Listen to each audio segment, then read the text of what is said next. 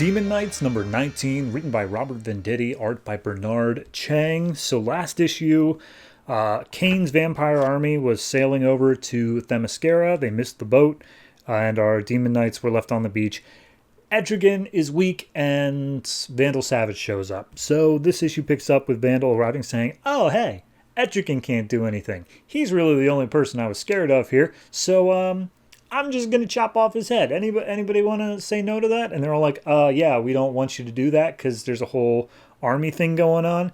And Vandal's like, I don't care. The entire thing was that he was the one who sentenced us to hell, if you remember that. So I'm kind of going to keep on wanting to kill him. So at that point, they explain the situation, and they're like, hey, look, there's this army, a guy named Kane, they're taking over Themyscira, then they'll rule the world. And Vandal's like, yeah, I've seen a lot of conquerors who said they're going to rule the world. Never really works out for them. It's like, yeah, okay, this guy's different, though, because he's got vampires. They don't say that because vampires aren't a thing, but you know what I mean. And Vandal is still about to chop off Etrigan's head because he's like, look, you said we missed the boat. He's already going. We're not going to be able to catch up, so screw it. Who cares? And Xanadu blasts him back and says, like, well, if we thought we didn't have a chance, we wouldn't be here building a boat now, would we? Would someone explain to Vandal what our plan is? So then we cut over to Themyscira. We see that the boats have landed at nightfall, or in the middle of the night, I should say, and they have completely taken out the beach defense force.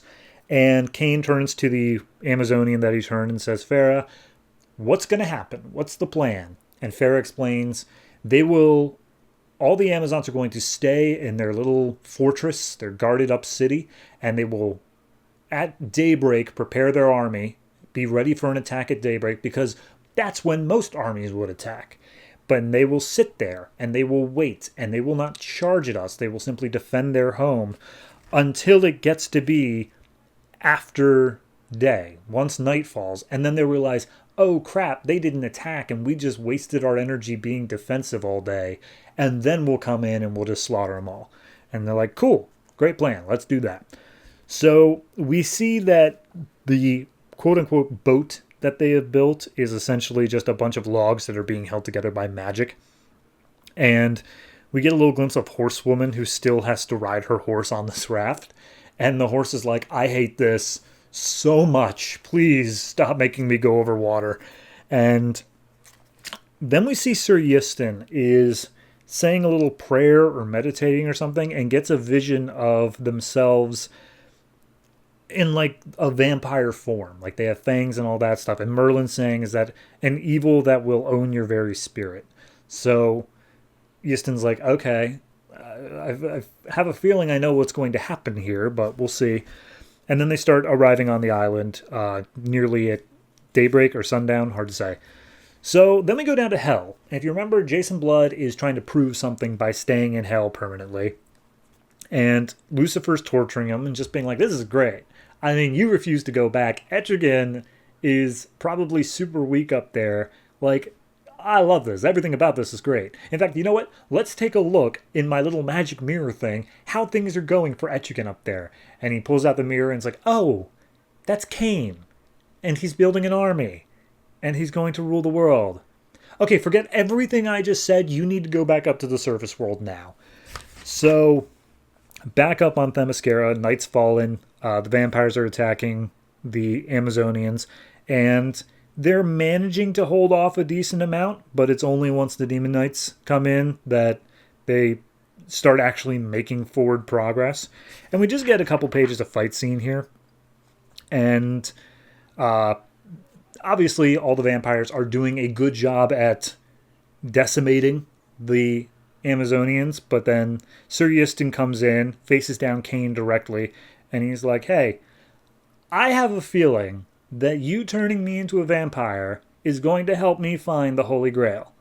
Because Merlin told me. And Kane's just like, okay, so are we going to fight or what? And he's like, nope, I just want you to bite me. And so Kane comes up, bites Sir Yiston, and is just like, all right, cool, that was great. You tasted great. And at that point, we cut back down into Hell again. And Lucifer's like, okay, but seriously, we're sending you back up now because Etrigan needs to be a part of this fight. And Jason's like, okay, but if we do this, you have to tell Etrigan that he's at my mercy, or else I'm just going to keep him trapped up there at all times and he won't get anything. And he's like, yeah, whatever, I don't care, get up there. So at that point, Jason switches with Etrigan. Etrigan goes back down into hell and gets bathed in like hellfire or whatever from Lucifer to get him rejuvenated. And Lucifer's like, here's the deal. You really need to kill Cain because I don't really have dominion over him and I can't let him destroy the world because then what's the point of hell? So kill him. I'm giving you extra power and in return, I'll owe you one. And Etrigan's like, Lucifer's going to owe me one? Oh, sweet. That's awesome. Yeah, no, I'll be right back. So he changes with Jason again, fully rejuvenated, uses his hellfire to basically just burn all of the vampires all at once. And they just defeat Cain. And Cain is flying up above it, and he's like, well, you've defeated me today, but I deal in eons, something you mortals wouldn't understand. And then all the demonites are like, we're pretty much all immortal, so yeah, it doesn't really work against us. And he's like, well, all right, fair enough, bye. And he transforms into some ravens and flies away. So then Etrigan says goodbye to Xanadu, saying like, oh, I'm going to go get some favors from hell. I'll be back eventually. Make sure Jason summons me soon enough. And so then Jason takes the form again. And then they come up to Sir Ystin. And Ystin's, of course, not doing great. But they comment of, I know that this is necessary for me to get the Holy Grail. And Hippolyta and one of the other Themyscirians look at each other and they're like, are you talking about the Holy Grail of Jerusalem? That one from like way back in the day? And Exorcist is like, yeah, that's the one. Why? You know where it is? And it's like, no, but I know where you can find it. So there you go. We're on the Holy Grail quest. The vampires have just been taken care of. Who cares? Not even a thing. And we're on the Holy Grail quest. Gotta say, kind of a little bit of a letdown of how easily these vampires were dealt with. We had to go, if you remember at the beginning of the series, like 7 issues to deal with the questing queen, which didn't have any vampires. It was just a bit of technology and a bunch of normal dudes. But this one, they defeated this unbeatable vampire army in a single issue. And not even that, like 5 pages they managed to beat this. And now we're just on to something else. It just seemed a bit too easy. I think I would have preferred, and especially if Sir Ystin got bitten during a fight, like trying their hardest and yet still one of them fell, I'd be more okay with that because that would at least sell the strength of the army. But instead, Ystin just is like, nah, come here, right here, take a bite. And I'm just like, okay. I get it for the sake of character purposes, but you're really underselling the strength of the vampire army because of this. So yeah, I have some issues with the pacing and the general story direction, but we have been building to this Holy Grail thing as Ystin's story, and I appreciate the fact we're finally getting it. It just seemed a little weird to get it on such a... Especially Hippolyta's just like, oh yeah, that cup, I saw it once. I'll tell you where it is. Oh, that easy, huh? So, yeah. Enjoyable, but a little bit... If you were into the vampire story, as I was, a little bit of a letdown. So I'm going to give this one I'll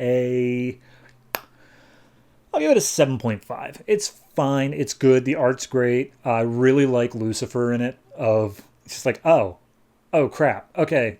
Forget. That's his exact words were, forget everything I just said. You need to go back now. I love that line. Fantastic. So yeah, 7.5.